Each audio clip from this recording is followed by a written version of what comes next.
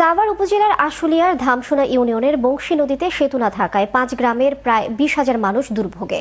বংশী নদীর উপর দীর্ঘদিন ধরে পাকা সেতুর দাবি করে ব্যবস্থা নেয়নি প্রশাসন। এদিকে যাতায়াতের দুর্ভোগ লাঘবে সেতু নির্মাণে উদ্যোগের কথা জানায় উপজেলা প্রশাসন।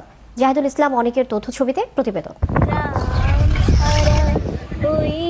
নদীটির নাম বংশী, বয়ে চলেছে আপন সুরে। এমন মনোরম দৃশ্যের মাঝে লুকিয়ে আছে দুধারের মানুষের যাতনা, বাস্তবে যাকে বলি ভোগান্তি। সাভারের ধামসোনা এলাকার মানুষ ১৭ বছর ধরে বাঁশের সাঁকো তৈরি করে নদী পারাপার হতো, কিন্তু তা এখন ভেঙে পড়ে আছে নদীর ধারে।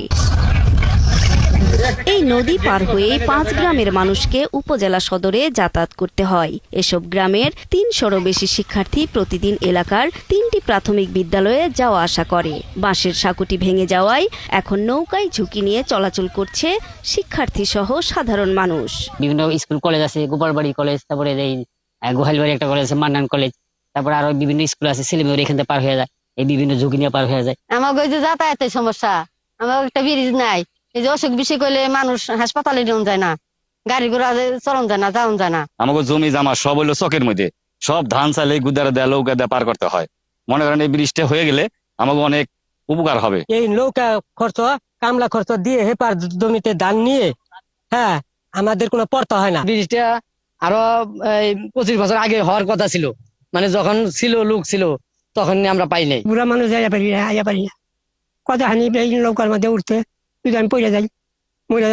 আমি আমরা যারা এখানকার বাসিন্দা আছি, আমরা দীর্ঘদিনই খুব অবহেলিত আছি। এদিকে যাতায়াতের দুর্ভোগ কমাতে একটি স্থায়ী সেতু নির্মাণের আশ্বাস দেন উপজেলা প্রশাসন কর্মকর্তা। দীর্ঘমেয়াদী যাতে আমরা একটা সমস্যার সমাধান হয়, এই ইয়ের উপরে, কালবাটের উপরে, এই ইসের উপরে, খালের উপরে, নদীর উপরে যাতে ব্রিজ নির্মাণ করা হয়, সেই জন্য হলো যে উপজেলা প্রশাসনের পক্ষ থেকে আমি উদ্যোগ গ্রহণ করব। ২০০৮ সালে আশুলিয়ার ধামসোনা ইউনিয়নের উনাইল, বড়বাইচাল, মাইজাল, ধামসোনা বাজার, গোলাপবাড়ি এই ৫ গ্রামের মানুষ যাতায়াতের জন্য নিজেরাই তৈরি করেন ৬০ মিটার দৈর্ঘ্যের বাঁশের ব্রিজ, কিন্তু তা বারবার ভেঙে যাওয়ায় হতাশ তারা। তাদের দাবি প্রশাসন যেন দ্রুত সময়ে একটি স্থায়ী ব্রিজ নির্মাণ করে। নূর তাজমিন নীর, ৭১।